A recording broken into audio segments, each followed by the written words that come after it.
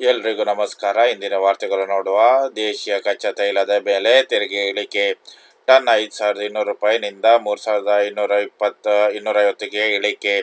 ದೇಶೀಯವಾಗಿ ಉತ್ಪಾದಿಸುವ ಕಚ್ಚಾ ತೈಲದ ಮೇಲಿನ ಅನಿರೀಕ್ಷಿತ ಲಾಭದ ಮೇಲಿನ ತೆರಿಗೆಯನ್ನು ಕೇಂದ್ರ ಸರ್ಕಾರ ಇಳಿಸಿದೆ. ಪ್ರತಿ ಟನ್ನಿಗೆ 5,200 ರೂಪಾಯಿ ಇದ್ದ ತೆರಿಗೆಯನ್ನು 3,250 ರೂಪಾಯಿಗೆ ಕಡಿಮೆ ಮಾಡಲಾಗಿದೆ. ಇದು ಜೂನ್ 15ರಿಂದ ಜಾರಿಗೆ ಬರುತ್ತದೆ. ಇದನ್ನು ವಿಶೇಷ ಹೆಚ್ಚುವರಿ ಅಪಾಯಕಾರಿ ಸುಂಕದ ರೂಪದಲ್ಲಿ ವಿಧಿಸಲಾಗುತ್ತಿದೆ. ಭಾರತದಲ್ಲಿ ಮೊದಲ ಬಾರಿಗೆ 2020ರ ಜುಲೈ 15ರಂದು ಅನಿರೀಕ್ಷಿತವಾಗಿ ಲಾಭ ತೆರಿಗೆಯನ್ನು ವಿಧಿಸಲಾಗಿತ್ತು. ಹಲವು ರಾಷ್ಟ್ರಗಳು ಈ ತೆರಿಗೆಯನ್ನು 1970ರಲ್ಲೇ ಜಾರಿಗೆ ತಂದವು. ಈ ತೆರಿಗೆ ದರವನ್ನು ಪ್ರತಿ 15 ದಿನಗಳಿಗೊಮ್ಮೆ ಮರುಪಾವತಿಸಲಾಗುತ್ತದೆ. ಪೆಟ್ರೋಲ್, ಡೀಸೆಲ್, ಜೆಟ್ ಇಂಧನದ ಮೇಲೆ ಈ ತೆರಿಗೆಯನ್ನು ವಿಶೇಷ ಹೆಚ್ಚುವರಿ ಅಪಾಯಕ ಸುಂಕ ರೂಪದಲ್ಲಿ ಹಾಕಲಾಗುತ್ತದೆ. ಈ ತೈಲವನ್ನು ರಫ್ತು ಮಾಡಲಾಗುತ್ತದೆ. ಆದಾಯದಲ್ಲಿ ಅನಿರೀಕ್ಷಿತವಾಗಿ ಏರಿಕೆಯಾದಾಗ ಈ ತೆರಿಗೆ ಏರಿಕೆಯಾಗುತ್ತದೆ. ಉದಾಹರಣೆ, ರಷ್ಯಾ ಉಕ್ರೇನ್ ಮೇಲೆ ಆಕ್ರಮಣ ನಡೆಸಿತು. ಉಕ್ರೇನ್ ಕೂಡ ಕೈ ಕಟ್ಟಿ ಕೂಡಲಿಲ್ಲ, ಪ್ರತಿದಾಳಿ ನಡೆಸಿತು. ಇದರಿಂದ ತೈಲ ಮತ್ತು ಅನಿಲ ಕೈಗಾರಿಕೆಗಳಿಗೆ ಅನಿರೀಕ್ಷಿತ ಲಾಭವಾಯಿತು. ಇಂತಹ ಸನ್ನಿವೇಶಗಳಲ್ಲಿ ಸರ್ಕಾರ ಅನಿಲ ತೈಲ ಕೈಗಾರಿಕೆಗಳಿಗೆ ಅನಿರೀಕ್ಷಿತ ಲಾಭದ ಮೇಲಿನ ತೆರಿಗೆ ಹಾಕುತ್ತದೆ. ಈ ಲಾಭ ಕಂಪನಿಯು ತನ್ನ ವ್ಯವಹಾರದ ವಿಸ್ತರಣೆ ಇಲ್ಲವೇ ಕಾರ್ಯಕರ್ತದ ಭಾಗಿಯೇ ಬಂದಿದೆ ಎನ್ನಲಾಗುವುದಿಲ್ಲ. ತಮ್ಮ ಪಾತ್ರವೇ ಇಲ್ಲದ ಬಾಹ್ಯ ವಿದ್ಯಮಾನಗಳಿಂದ ಆಗುವ ಲಾಭವಾಗಿದೆ. ಅದೇ ರೀತಿ ಪಿಎಂ ಕಿಸಾನ್ ಯೋಜನೆಯಲ್ಲಿ 20,000 ಕೋಟಿ ಬಿಡುಗಡೆ. ಜೂನ್ 18ಕ್ಕೆ ವಾರಾಣಸಿಗೆ ಮೋದಿ 9.26 ಕೋಟಿ ರೈತರಿಗೆ ನೆರವು.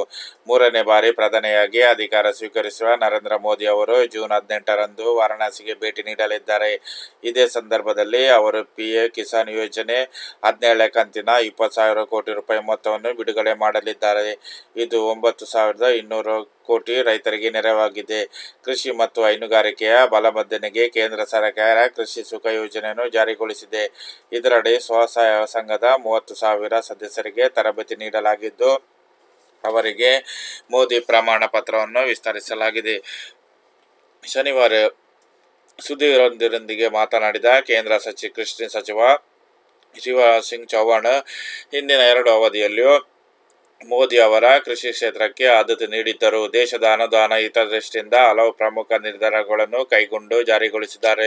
ಮೂರನೇ ಬಾರಿಗೆ ಅಧಿಕಾರ ವಹಿಸಿಕೊಂಡ ವೇಳೆ ಪಿಎಂ ಕಿಸಾನ್ ಹಣ ಬಿಡುಗಡೆಗೆ ಮೊದಲ ಸಹಿ ಹಾಕಿದ್ದಕ್ಕೆ ಇದಕ್ಕೆ ಸಾಕ್ಷಿ ಎಂದರು. 2019ರಲ್ಲಿ ಪಿಎಂ ಕಿಸಾನ್ ಯೋಜನೆ ಅಸ್ತಿತ್ವಕ್ಕೆ ಬಂದಿತು. ವಾರ್ಷಿಕವಾಗಿ 6,000 ಕೋಟಿ ರೂಪಾಯಿಯನ್ನು 3 ಹಂತದಲ್ಲಿ ರೈತರಿಗೆ ಜಮೆ ಮಾಡಲಾಗುತ್ತದೆ.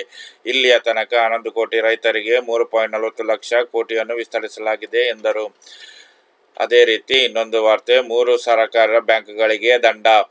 ನಿಯಮ ಉಲ್ಲಂಘನೆ ಮಾಡಿದ್ದಕ್ಕಾಗಿ ಕರ್ನಾಟಕದ ರಾಮನಗರದಲ್ಲಿರುವ ಅರ್ಬನ್ ಕೋ-ಆಪರೇಟಿವ್ ಬ್ಯಾಂಕ್, ತಮಿಳುನಾಡಿನ ಕಾಂಚೀಪುರಂ ಸೆಂಟ್ರಲ್ ಕೋ-ಆಪರೇಟಿವ್ ಬ್ಯಾಂಕ್ ಹಾಗೂ ಮಹಾರಾಷ್ಟ್ರದ ಕೊಲ್ಹಾಪುರದ ನಂದಿನಿ ಸಹಕಾರಿ ಬ್ಯಾಂಕ್ಗಳಿಗೆ ಆರ್ಬಿಐ ದಂಡ ವಿಧಿಸಿದೆ. ದಂಡದ ಮೊತ್ತ ಕ್ರಮವಾಗಿ 75,000, 50,000, 2 ಲಕ್ಷ ರೂಪಾಯಿ ಆಗಿದೆ.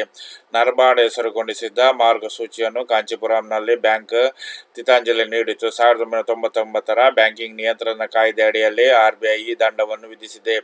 ನಂದಿನಿ ಸಹಕಾರ ಬ್ಯಾಂಕ್ ಕೂಡ ಆರ್ಬಿಐ ನಿಯಮಗಳನ್ನು ಪಾಲಿಸುವುದರಲ್ಲಿ ಎಡವಿತ್ತು. ರಾಮನಗರ ಬ್ಯಾಂಕಿಗೆ 75,000 ರೂಪಾಯಿ ದಂಡ. ರಾಮನಗರದ ಅರ್ಬನ್ ಕೋ-ಆಪರೇಟಿವ್ ಬ್ಯಾಂಕಿಗೆ 75,000 ರೂಪಾಯಿ ದಂಡ ಹಾಕಲಾಗಿದೆ. ಬ್ಯಾಂಕಿನ ಹಣಕಾಸು ಸ್ಥಿತಿಯನ್ನು ಮಾರ್ಚ್ 31, 2020ರವರೆಗೆ ಆರ್ಬಿಐ ಶಾಸನಬದ್ಧ ತಪಾಸಣೆಗೆ ಒಳಪಡಿಸಿತು. ಆ ಸಂದರ್ಭದಲ್ಲಿ ಕಂಡುಬಂದ ಕೆಲವು ಲೋಪದೋಷಗಳಿಗೆ ಸಂಬಂಧಿಸಿದಂತೆ ಬ್ಯಾಂಕಿಗೆ ನೋಟಿಸ್ ಜಾರಿ ಮಾಡಿತು. ನೋಟಿಸ್ ಬ್ಯಾಂಕ್ ನೀಡುವ ಪ್ರತಿಕ್ರಿಯೆ ಮತ್ತು ಮೌಲಿಕ ಉತ್ತರಗಳನ್ನು ಆಧರಿಸಿ ದಂಡ ವಿಧಿಸಿದೆ. ರಾಮನಗರದ ಸಹಕಾರಿ ಬ್ಯಾಂಕ್ ಆರ್ಬಿಐ ಮಾರ್ಗಸೂಚಿಯನ್ನು ಮೀರಿ ಗ್ರಾಹಕರಿಗೆ ಬಡ್ಡಿ ವಿಸ್ತರಿಸಿತು. ಬ್ಯಾಂಕಿನ ಗ್ರಾಹಕರ ಮಾಹಿತಿ ಹಾಗೂ KYCಯನ್ನು ಸರಿಯಾಗಿ ನಿರ್ವಹಣೆ ಮಾಡದಿರಲಿಲ್ಲ. ನಿಯಮಾನುಗಳನ್ನು ಪಾಲನೆ ಮಾಡದ ಹಿನ್ನೆಲೆಯಲ್ಲಿ ಆರ್ಬಿಐ ರಾಮನಗರದ ಅರ್ಬನ್ ಕೋಆಪರೇಟಿವ್ ಬ್ಯಾಂಕ್ಗೆ ದಂಡ ವಿಧಿಸಿದೆ. ವಿಡಿಯೋ ಇಷ್ಟವಾದರೆ ಚಾನಲ್ ಲೈಕ್ ಮಾಡಿ, ಸಬ್ಸ್ಕ್ರೈಬ್ ಮಾಡುವುದನ್ನು ಮರೆಯಬೇಡಿ.